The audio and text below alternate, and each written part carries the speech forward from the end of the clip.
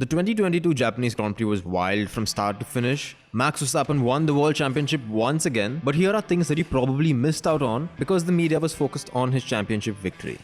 So hello and welcome to Fervent Motorsports, and here are the things you missed out on in Japan. At the end of the race, every driver was on the radio asking his engineer just one question. Are you sure the race is over? Is it over? Yes, checkered flag, race is over. You sure? You sure? Yes. You're still pushing behind. What's that? You're taking the flag? Yeah, it's perfect. I didn't know the race. What is it now? Is it over or is it still racing? Okay, Lance, they changed it, so that's P12, that's P12. They changed it, we thought it was 2, and then it was last lap.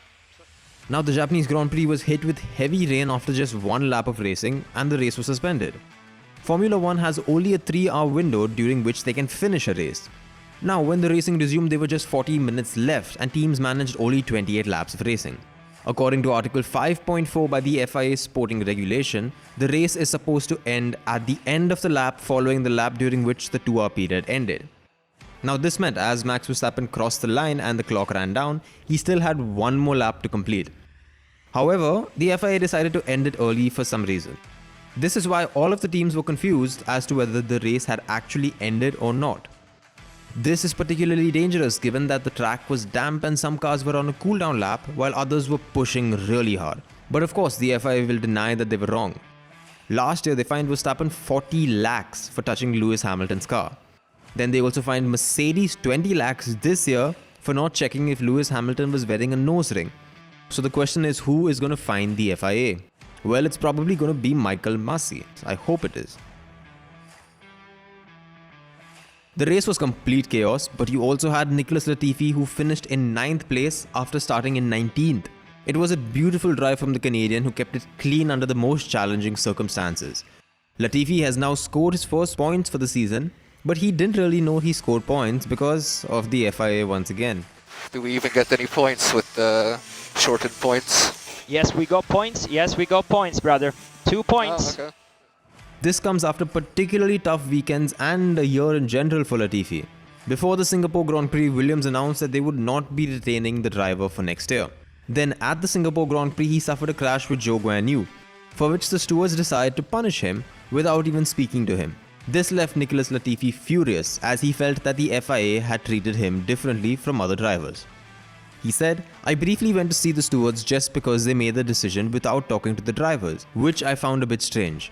Especially both of us were out of the race and there was no rush to make the decision. Normally, when it happens, you always speak to both the drivers." At the Japanese Grand Prix, he was once again the center of attention when he took a wrong turn and he got lost on the track during practice.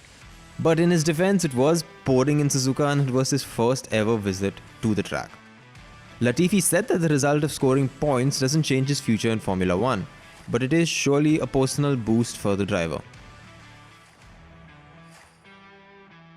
After the race, Fernando Alonso had this to say to his engineer. Yeah, what a mistake, eh? I mean, strategically, what are they doing this year to me? To understand Alonso's frustration, we have to go a bit back. He was behind Vettel and struggling for grip with about 17 laps to go. When there were 13 laps remaining, he asked for a change in tyres so that he could have better grip and finish better position. However, the team took like 4 more laps to make their decision and to call him in the pits. He then had more pace towards the end, but he finished where he started, 7th behind Vettel. This led to visible frustration from the two-time world champion. He has said in the past that Alpine's strategy errors have cost him a lot of points this season, and he might be right. Now, photo finishes are pretty rare in Formula 1. It's not every day that you see two cars battling it out with just inches separating them.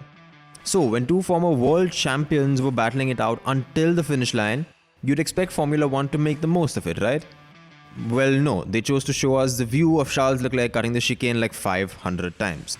Now, I get this. This was vital in terms of crowning Max Verstappen as the world champion. So I expected them to at least show the Alonso-Vettel battle in the post-race highlights. But I was wrong again. Which then led me to Twitter. That's the only footage that is available of these two drivers crossing the line side by side. Formula 1 has the best cameras in the world and they failed to capture such an iconic moment. Sebastian Vettel had a particularly eventful race. He started the race in 9th position, but he was last at the end of the first corner after he spun out because he couldn't see anything. But on the restart after the red flag, he played a strategy game pretty smartly, which ensured that he was back in the points once again. There was a point in the race where everyone hoped for a red flag. Well, almost everyone. This of course was when Mick Schumacher was leading the race. When the race restarted after a long delay, all of the cars were on the full wet tyres. While they provided the necessary grip, they were not as fast as the intermediate tyres, which everyone soon realized. However, the Haas team chose to keep Mick Schumacher out on the full wets while everyone was in the pits. This meant that Schumacher was leading the race at one point of time.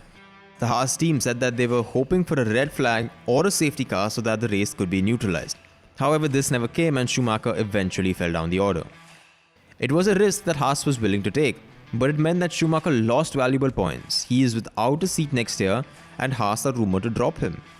Now those were all of our standout moments from the Japanese Grand Prix.